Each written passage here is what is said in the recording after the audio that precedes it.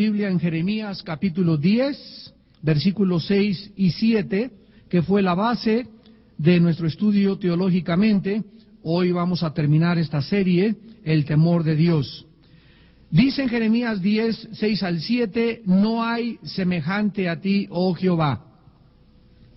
Grande eres tú, grande tu nombre en poderío. ¿Quién no te temerá, oh Rey de las naciones? Porque a ti es debido el temor. Porque entre todos los sabios de las naciones y en todos sus reinos, no hay semejante a ti. El profeta Jeremías establece el temor a Dios en base a la grandeza de Dios.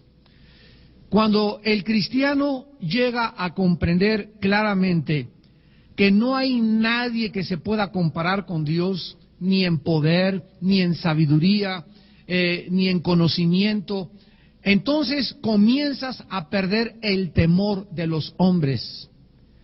Comienzas a perder el temor del diablo.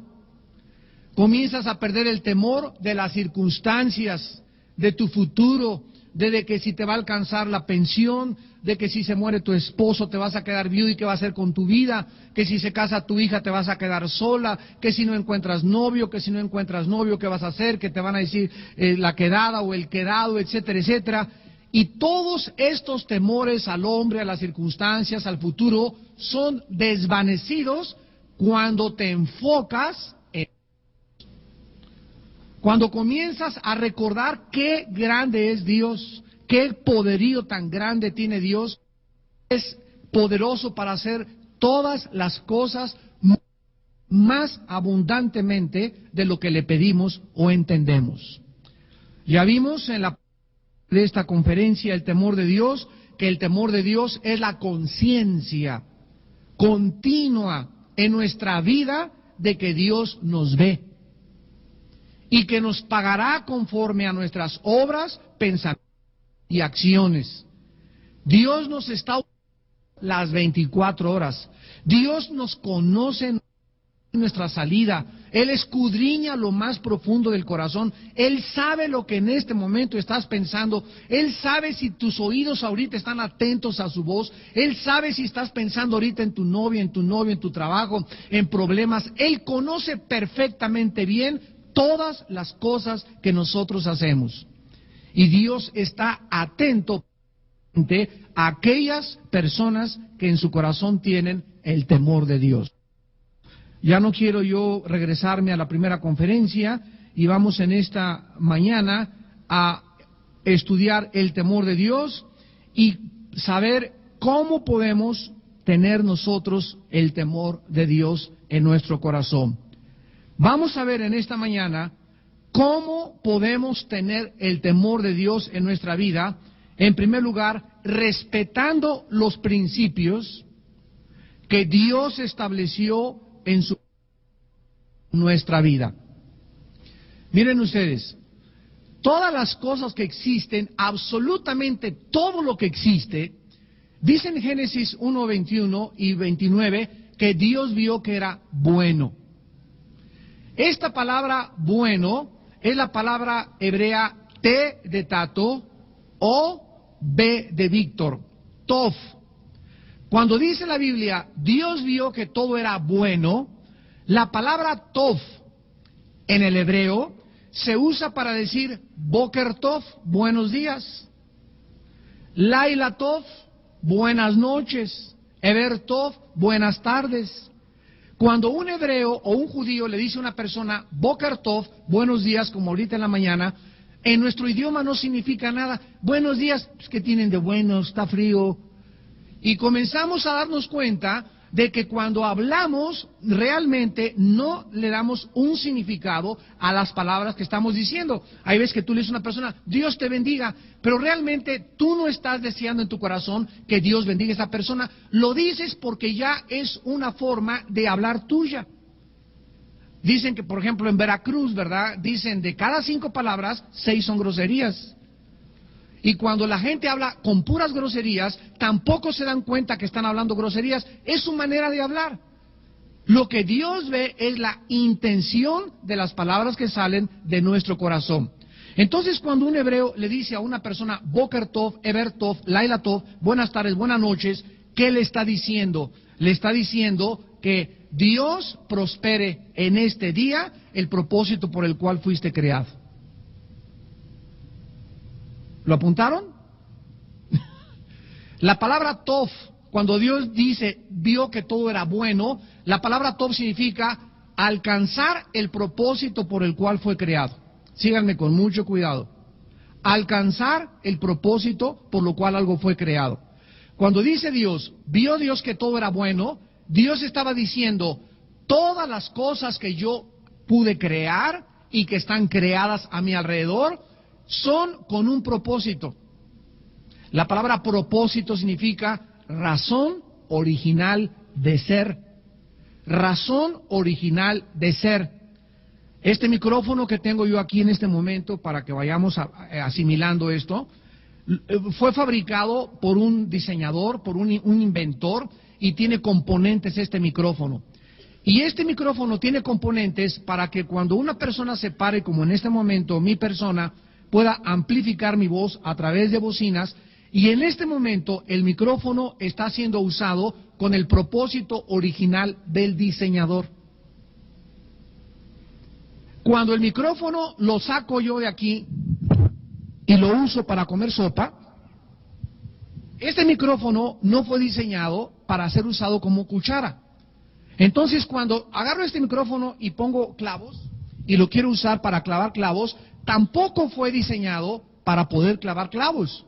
El micrófono fue diseñado para amplificar mi voz, y solamente cuando amplifique mi voz está haciendo Tov, T-O-V, está alcanzando el propósito por lo cual fue creado. Dios creó el sexo. Y cuando una persona no sabe ¿qué cosa es propósito? La razón original de ser de cualquier cosa. Cuando una persona no sabe para qué es el sexo, cuando no sabe cuál fue la razón original por la cual Dios lo creó, entonces, ¿qué hacen las personas? Lo usan equivocadamente. Lo usan fuera del matrimonio, lo usan hombres entre hombres, mujeres entre mujeres, con animales, con bestias, comienzan a alimentarse con pornografía porque no saben cuál es el uso original del sexo. Miren ustedes en 1 Corintios capítulo 6, cómo la Biblia nos responde, en primer lugar, el diseño de Dios para el sexo. Dice en 1 Corintios capítulo 6,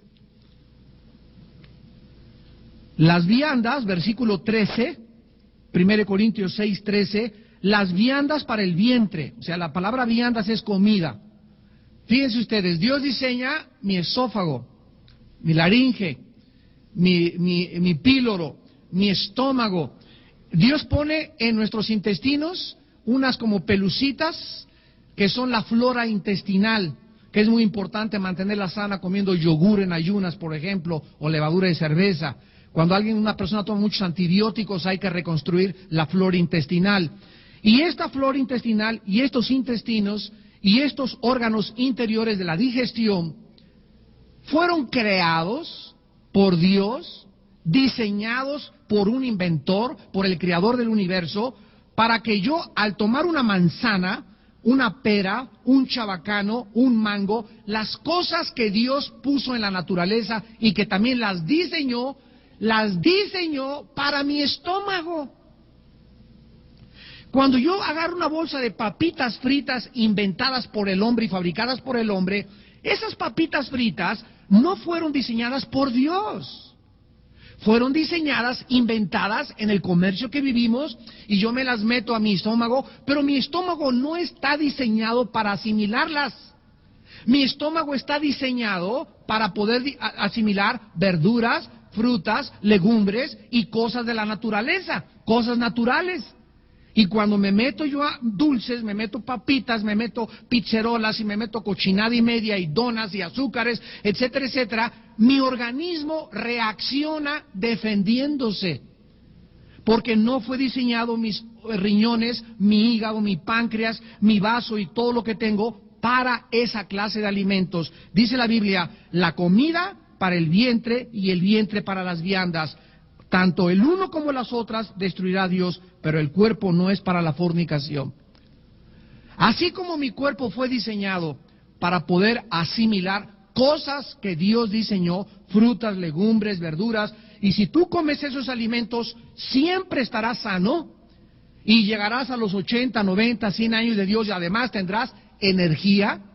Entonces Dios también, de la misma manera, diseñó el sexo. Y la gente no sabe para qué es el sexo. Y una de las formas de poder aprender a temer de Dios y a de Dios es aprender el diseño que se encuentra detrás de todo lo que Dios creó.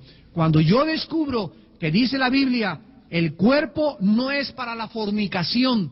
Dios no diseñó mi cuerpo para que haga con él sexualmente lo que yo quiera, sino para el Señor. Mi cuerpo lo diseñó Dios.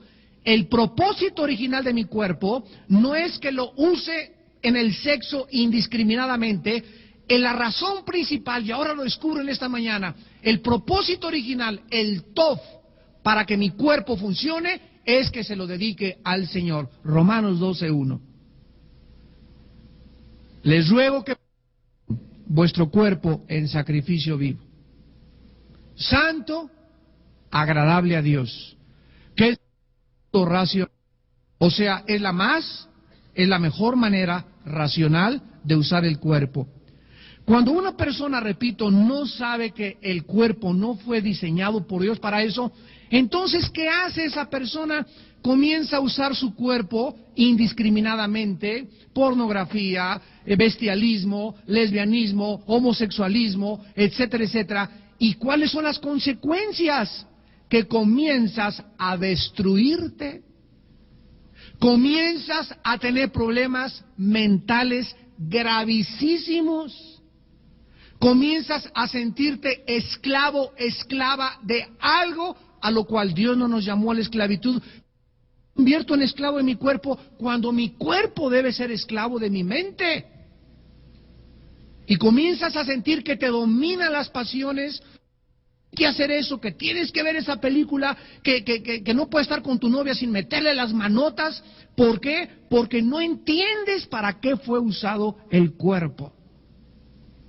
Y tenemos que aprender el diseño de Dios para el cuerpo. Cuando el hombre aprende que el cuerpo es para Dios, y dice 1 Corintios 6, 19 y 20, ¿qué no sabéis que sois templos del Espíritu Santo? Y como somos el templo de Dios, ¿y cuál es el templo de Dios? Nuestro cuerpo. Que dice a continuación 1 Corintios 6, 19 y 20, glorificad pues a Dios en vuestro cuerpo. ¿Cuál tenéis de Dios? No sois vuestros. Glorificar a Dios en vuestro cuerpo mortal.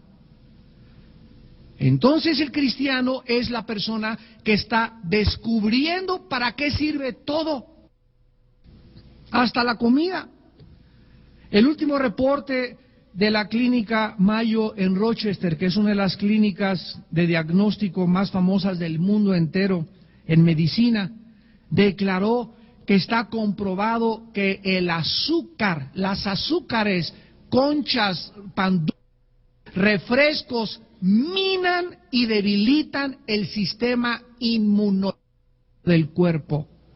¿Qué significa esta? Las personas azúcares no solamente aumentan sus triglicéridos dentro de ellos y el colesterol, sino que además te debilitan las defensas, la pantalla que te cubre contra las bacterias y los microbios, te debilitan y eres una persona susceptible a adquirir así las gripas, así los problemas, así los microbios. ¿Por qué? Por el azúcar que tienes dentro de tu cuerpo. Es el veneno más grande para el sistema inmunológico, comprobado científicamente. Síguele con tus conchas. Hermanos, Dios nos dio, ¿qué cosa? Una tatema. Dios nos dio una mente para que nosotros y mi mente me dice, lo que tu cuerpo está haciendo está mal, mi mente tiene que gobernar mi cuerpo. Mi cuerpo. y controlar mi cuerpo. Cuando mi cuerpo le gana a mi mente, hay una descompensación. Inmediatamente, ¿por qué? Porque no es el diseño original de Dios. Dios diseñó que fuera mi mente la que gobernara mi cuerpo. No mi cuerpo, mi mente. Cuando mi cuerpo comienza a decirme, quiero hacer esto y le doy gusto, y quiero hacer aquello y le doy gusto, comienzo a volverme esclavo de mi cuerpo. Viene una descompensación como consecuencia y comienzo a chorrear aceite. Comienzas a desvielarte. Comienzas a bandear mentalmente. Comienzas y al ratito, pues necesito un psicólogo. ¿Qué psicólogo ni qué psicólogo? Lo que necesitas es arrepentirte. Los problemas que han causado normal no son en el origen en la psiquiatría ni en la psicología, sino en tu falta de cumplimiento y por violar el diseño original de Dios para lo cual Dios te creó. Miren ustedes en el libro de Deuteronomio capítulo 10. En Deuteronomio capítulo 10, versículo 12 y 13, se encuentra claramente establecidas estas leyes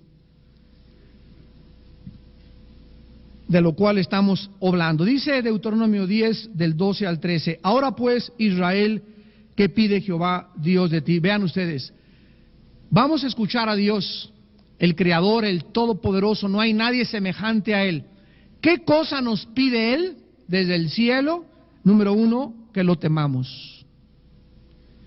2, que andemos en sus caminos.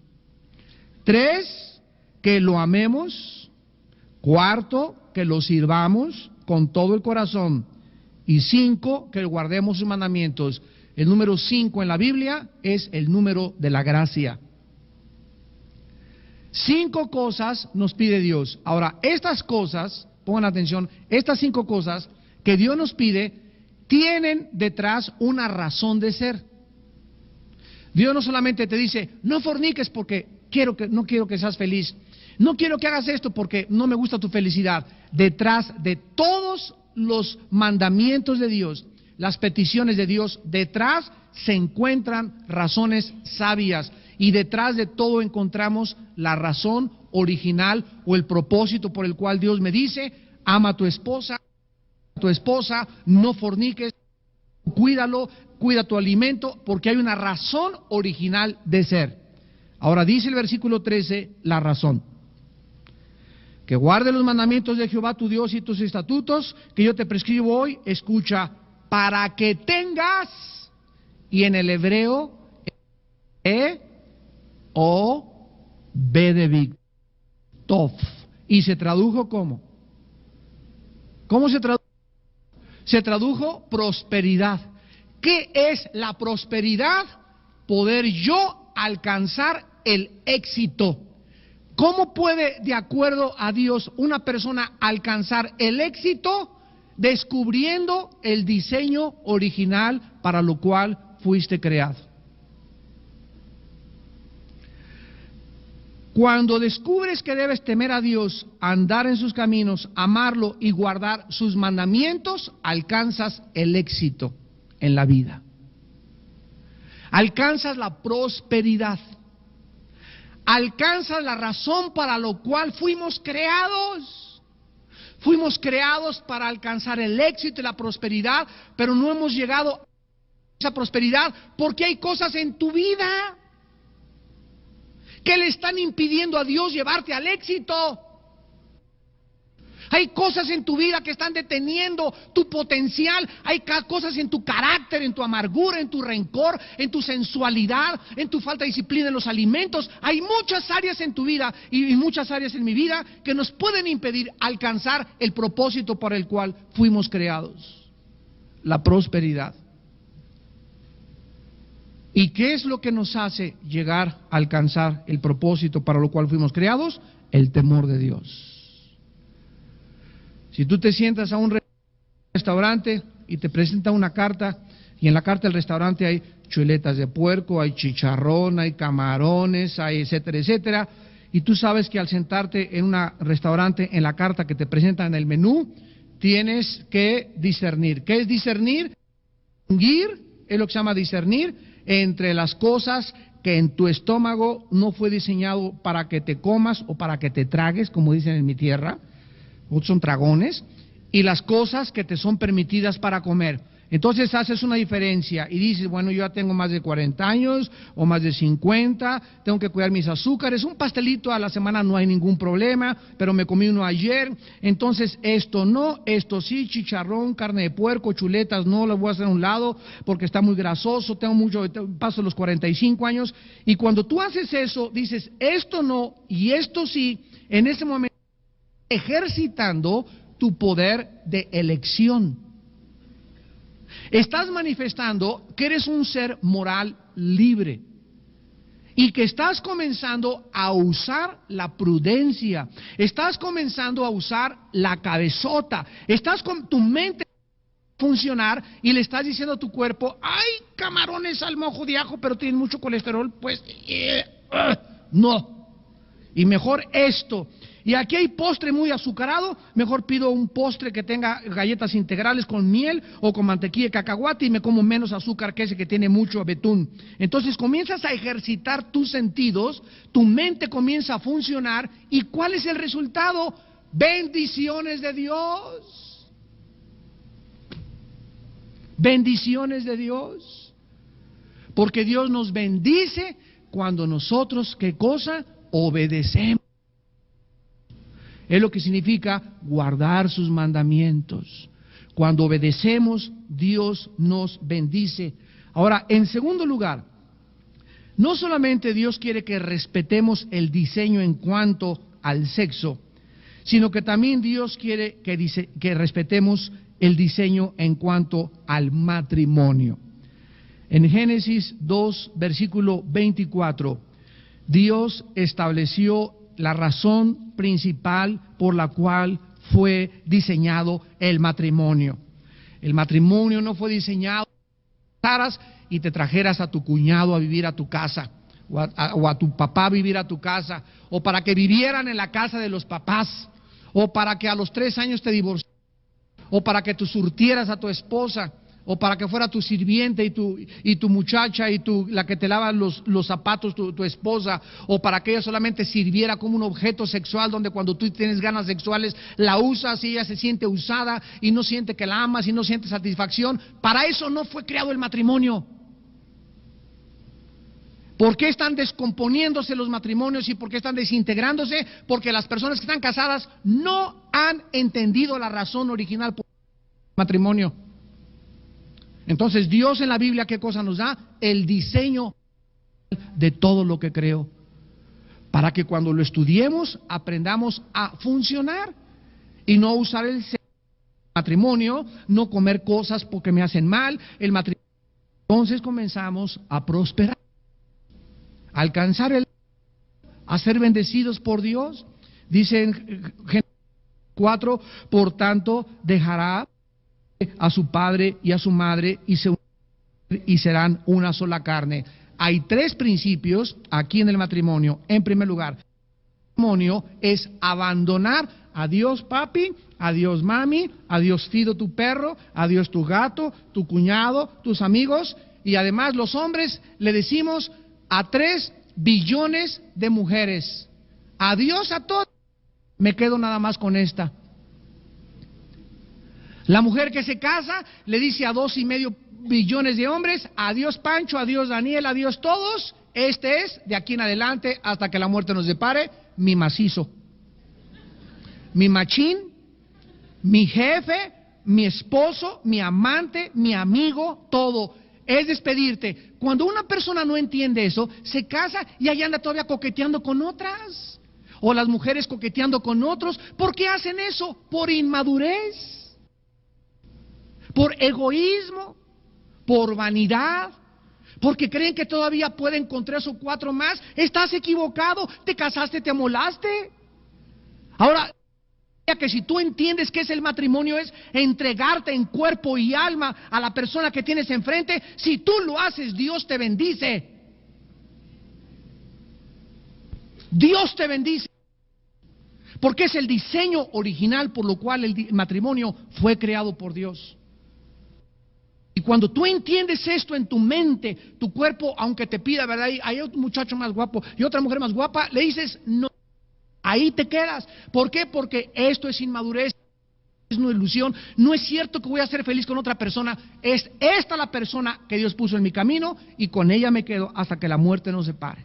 O hasta que él se quiera ir, o hasta que ella se quiera ir y ya no quiera saber nada conmigo. Ese es otro boleto, ¿verdad? Pero mientras yo voy al matrimonio y voy a ser fiel a mi matrimonio, si mi otra parte no me quiere ser fiel, ese es su problema. Pero yo quiero cumplir el propósito por el cual fue diseñado y yo quiero ser bendecido por Dios.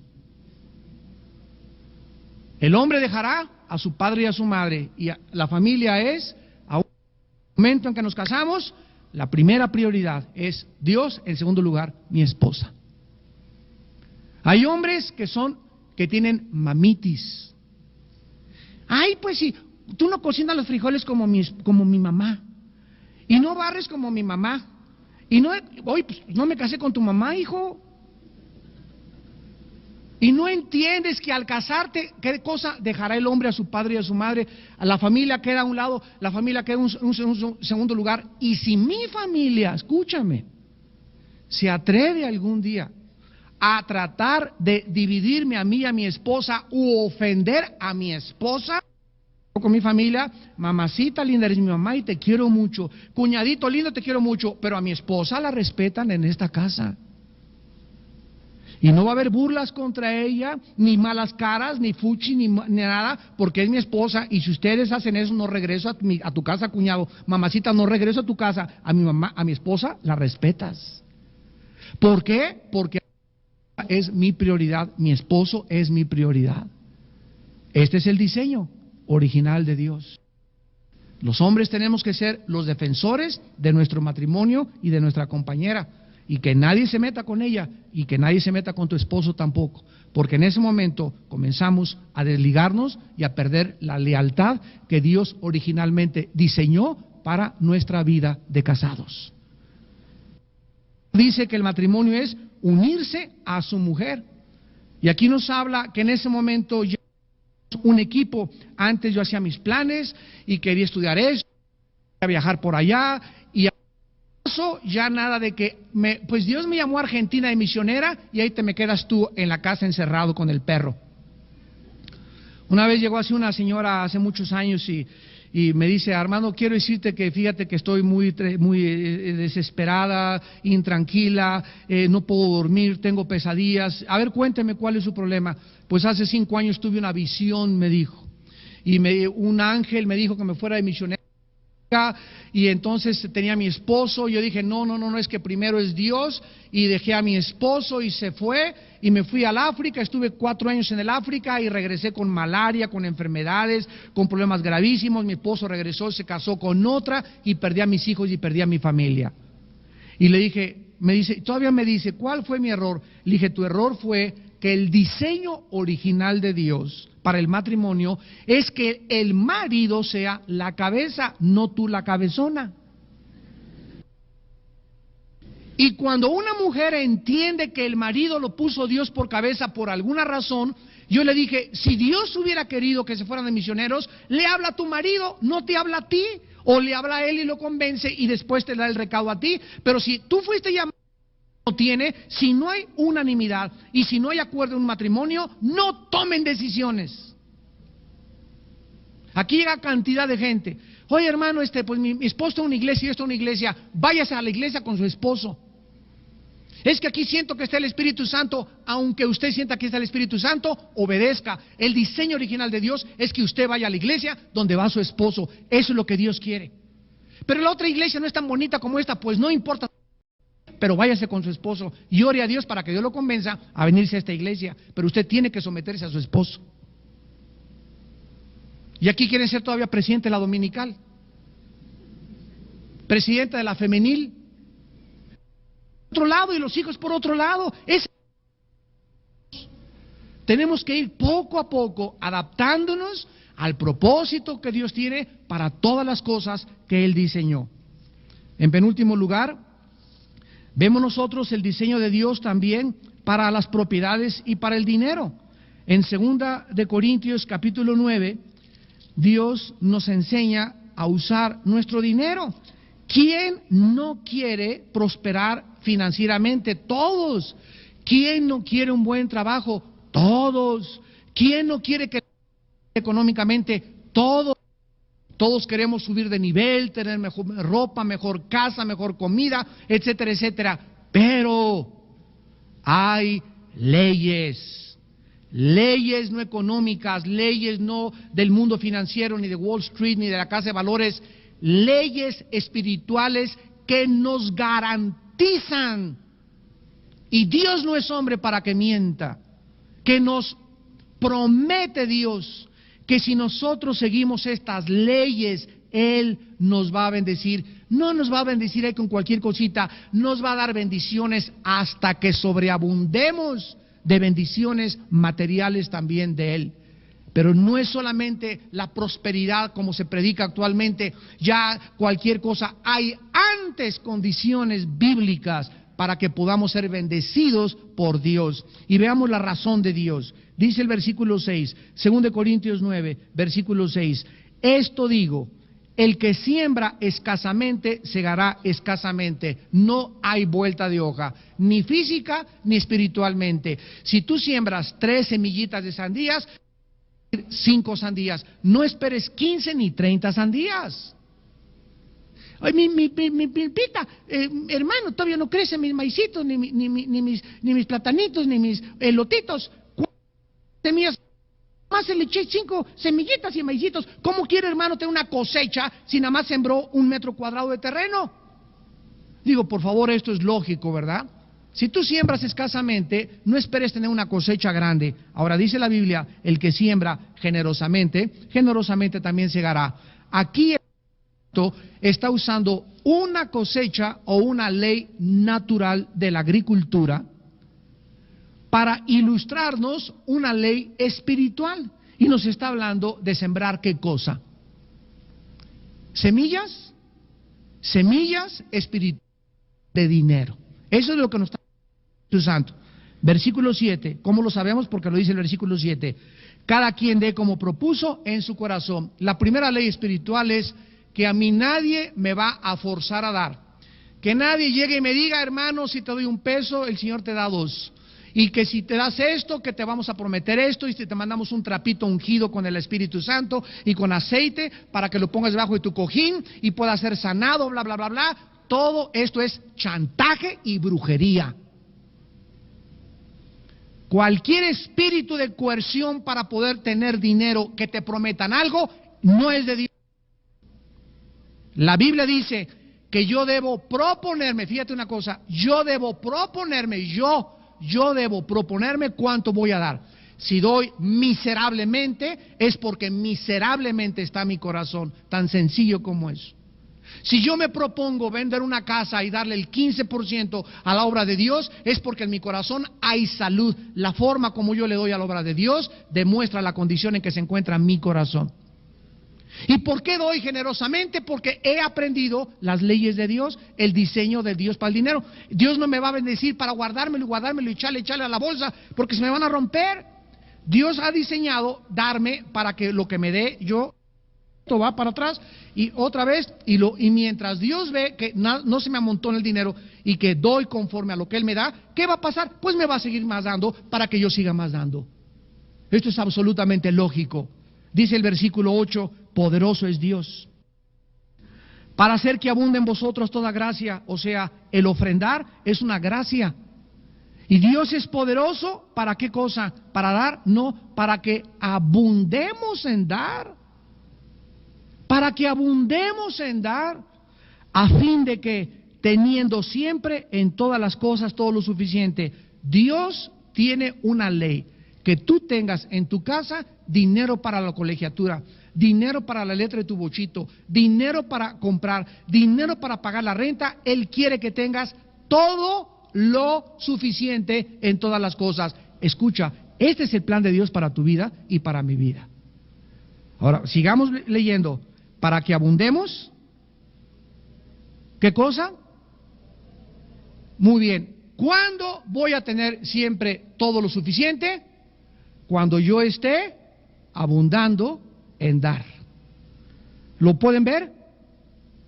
Cuando yo dar y mis manos se vuelven hacia mí avariciosas y codiciosas, voy a comenzar a descubrir qué me falta y ya no tengo para pagar la letra.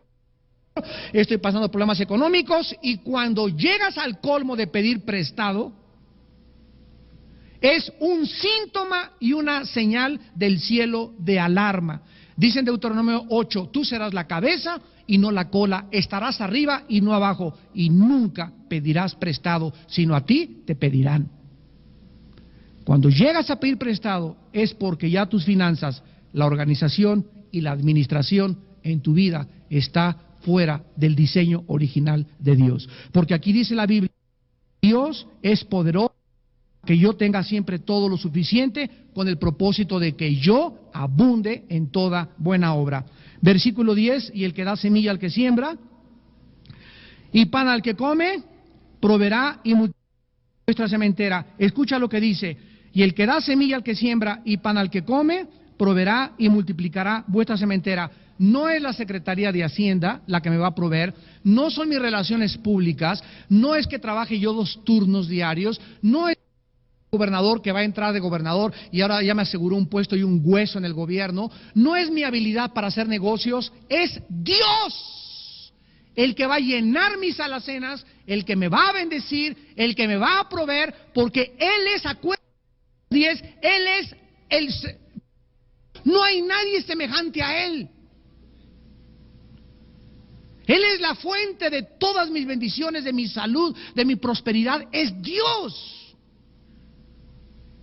Él es el que da la semilla al que siembra. Él es el pan al que come. Él proveerá y multiplicará mi sementera, que son mis alacenas, y aumentará los frutos de vuestra justicia. Y el versículo 11, son por la cual Dios eso en tu vida, para que estén enriquecidos en todo para toda liberalidad. ¿Por qué me ha bendecido Dios materialmente? Porque me de sobra comida en mi casa, porque tengo más de 15 trajes, porque tengo más de 25 pares de zapatos, porque tengo 5 coches, porque Dios ha visto que en la misma proporción en la que tengo, estoy dando. No es pecado que tengas un carro Mercedes-Benz, que tengas una casa en el Palacio de Chapultepec y que tengas una casa en Las Lomas, mientras en la misma proporción le des a la obra de Dios. Pero creemos que solamente los ricos son avaros y hay pobres que son más avaros que los ricos. La riqueza no es pecado en la Biblia, es amar el dinero. Amar lo que tienes y comenzar debajo del colchón y meterle. Ahí es cuando Dios comienza a tirar las bendiciones de tu vida, cuando te conviertes en avaro. Hay personas que ganan $1 millón al mes de sueldo y dan $200,000 al mes de ofrendas. Por eso pueden tener muchas cosas. Tú puedes tener 5 carros mientras en la misma proporción le des al Señor. Entiende, es el pecado guardar más o retener más. No es pecado tener dinero, el pecado es retener el dinero y hacer del dinero un ídolo.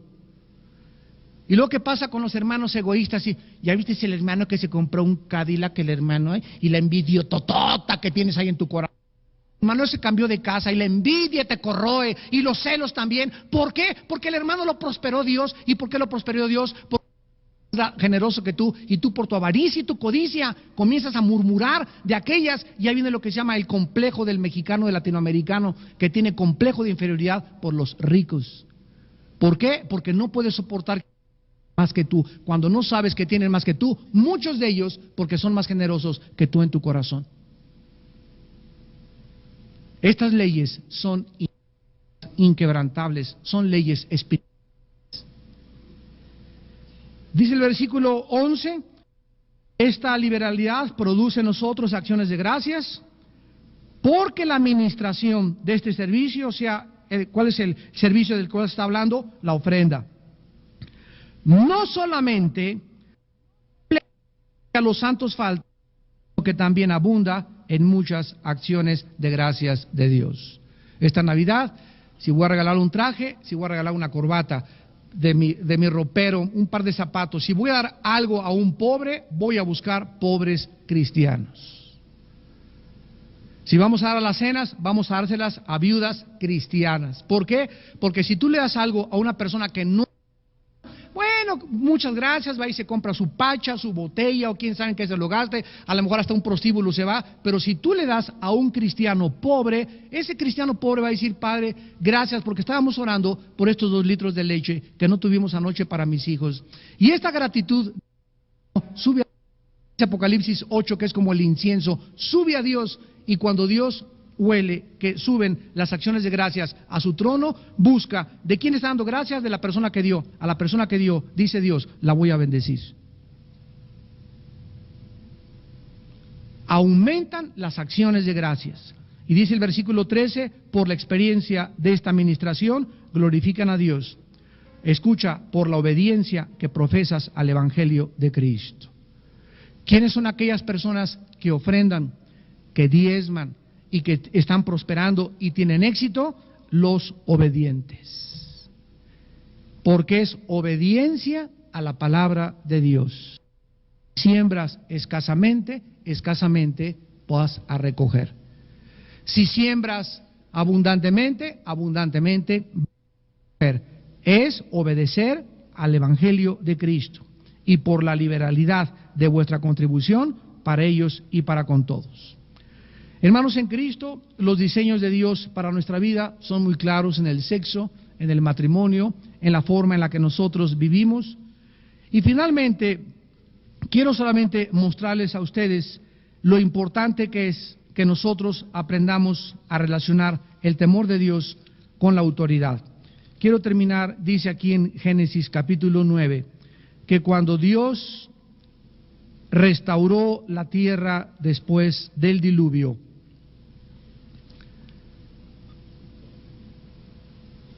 dice, veamos primero Génesis 8, 21, y percibió Jehová olor grato, y dijo Jehová en su corazón, no volveré más a maldecir la tierra del hombre. Porque el intento del corazón del hombre es malo. ¿Desde cuándo? Los niños son berrinchudos, egoístas, demandantes, pero son niños. No tienen conciencia. Esta palabra juventud en el implica conciencia o discernimiento entre el bien y entre el mal. Dios dice desde el cielo, los seres humanos, desde que comienzan a llegar, estamos hablando de un niño de 10, 11 años, desde los 9, 10, 11 años comenzamos a ver la tendencia hacia el mal de casi todos los seres humanos. Hay excepciones, hay otros que son niños hasta los 12 y a los 15 hasta el bote los meten. Hay otros que hasta los 18 se corrompen, pero el intento es malo desde la juventud. Hermanos, escuchen, por causa de esta naturaleza con la cual nacimos todos, que es la naturaleza caída, la naturaleza adámica, así se llama también, por causa de esto, Dios estableció en el versículo 6 de Génesis 9 la pena capital. El que derramare sangre de hombre, por el hombre su sangre será derramada, porque a imagen de Dios es hecho el hombre. Por causa del pecado, Dios le da al ser humano la espada de la retribución de la justicia.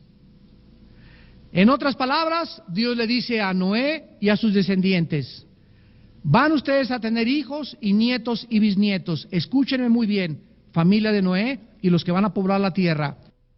Todos los que vayan a nacer, va a haber rebeldes, va a haber criminales, va a haber personas que te van a querer quitar la esposa, que te van a querer robar, y por causa de este intento y esta maldad de los seres humanos, es importante que ustedes castiguen con la fuerza el mal. Y esta es la razón por la cual todos los países tienen cárceles. Esta es la razón por la cual todos los países tienen policía. Esta es la razón por la cual cada país tiene su propio ejército. Si no hubiera policía ni ejército, todos ahorita ya nos hubiéramos matado unos a otros, hemos robado unos a otros, ya nos hubiéramos destrozado unos a otros, porque es la naturaleza humana autodestructiva y destructiva hacia los demás. Pero la imposición de la ley, policías afuera de la iglesia, policías afuera de los cines, policías patrullando en la noche, es para impedir que los hombres se porten como podrían portarse si no hubiera quien los vigilara. ¿Me van entendiendo? Entonces, el día que un gobierno deje de castigar, hay personas que pasan y se emborrachan y matan a una familia entera, ahora en Navidad o ahora en Año Nuevo o en estas fiestas, por el exceso de alcohol, y se vuelven irresponsables al agarrar un volante en estado alcohólico. Es necesario a esas personas tomarlas y meterlas a la cárcel 5 o 10 años. ¿Por qué? Porque es imprudencial. Es importante que un policía que tenga una chapa y que se haya salido y que lo agarren robando, haya una pena triple para ese policía, más obligado a cumplir la ley por haber salido de la policía. Y si son los secuestradores que fueron ex policías, 5 veces más la pena. ¿Por qué? Porque es la única forma de detener el mal. El diseño, en cuarto lugar, de Dios es la autoridad. Veámoslo en el Nuevo Testamento, en Romanos 3. Se llama el diseño de la autoridad. Hay diseño para el sexo, diseño para el matrimonio, diseño para comer, diseño para ofrendar. Hay todos los diseños de la vida, o las razones originales se encuentran en la Biblia, por Dios. Romanos 13, sométase toda persona a las autoridades superiores. Porque no hay autoridad sino de parte de Dios. Y las que hay, por Dios han sido establecidas. Hay un principio tremendo en la Biblia. Los cristianos que lo conocemos, aprendemos a que si yo salgo aquí afuera a la calle, y hay un hermano de aquí, de los que conocen ustedes de seguridad, que están por todos lados, ¿verdad? Que cuidan el púlpito, cuidan muchas cosas. No son otros guardaespaldas de nosotros. Los cuidan a ustedes y la seguridad del edificio. Si alguien te dice, por favor, no se estacione ahí, ¿qué haces tú si eres cristiano? A sus órdenes. No necesita traer una cachucha ni una pistola y decirte, si no te estacionas ahí, te perforo la tapa craneana de los sesos. Reconocer cuando un edecante dice, no se siente ahí, pase por favor esa silla, lo haces con voluntad. ¿Por qué? Porque esas autoridades que se encuentran en esta iglesia o en otras han sido establecidas por los pastores. Los pastores, gente voluntaria para que hagan esto y otro. ¿Y cuál es el diseño de Dios? Que ustedes se sometan a ellos. Porque en el momento en que tú te sometes y obedeces, ¿qué estás demostrando? Humildad. Humildad y mansedumbre. ¿Y por qué? ¿Qué demuestras? Un corazón orgulloso, prepotente, arbitrario. Y si eso haces aquí en la iglesia, eres de los que te paras allá afuera, ¿verdad? Como el otro día mi esposo y yo estábamos en un banco y estaba una fila larguísima y llega un señor y se le para un pobre empleado bancario. Por favor, tramíteme este cheque, que no sé qué tantas cosas. Y el empleado ahí se metió a la computadora y no podía entrar porque tenía que hablar a Hacienda, no sé qué tantas cosas. Y a los 15 minutos, oiga, usted no sirve para nada, ¿por qué lo pusieron? Cheque bueno para nada, y que lo comienza a insultar. El pobre empleado podría pararse y surtírselo, pero los empleados tienen la orden de no pelearse con los clientes, pero los clientes son prepotentes, son arbitrarios, mexicanos, machos, hijos de villa. Creen que pueden ofender a la de la farmacia, creen que pueden ofender al bolero, creen que pueden ofender al taxista, se paran con las patrullas, y usted no sabe quién soy yo, y ahí está con su charalota o sus influencias, ¿verdad? La prepotencia y la arbitrariedad que existe tiene que acabar en la iglesia, porque somos hijos de Dios. Y porque hay un diseño de autoridad que si alguien te para, a sus órdenes, mi jefe, se pasó el alto. Si usted lo dice, lo respeto. Yo en mi conciencia sé que no me pasé el alto, pero usted me dice que me pasé el alto, hágame la infracción y se lo hago a su conciencia. Pero mi condición y mi papel es someterme, cuadrarme, para demostrar humildad, porque es un diseño puesto por Dios. Debemos aprender este diseño de la autoridad para ser felices. ¿Quiénes son los que más sufren en esta vida? Los rebeldes. Y si no te sometes en tu casa a tus padres, y no te sometes a tu pastor, y no te sometes a la policía, ¿a quién te vas a someter en la vida? Vas a ser una persona que se endiosó, y son las personas más miserables de esta vida, los que no quieren que nadie les diga lo que tienen que hacer, y no es el diseño de Dios. El diseño de Dios es que todos, de una u otra forma, tenemos que someternos. Hasta el presidente de la República se tiene que someter, porque no somos dioses, y este es el diseño que Dios estableció en su palabra. ¿Temes a Dios?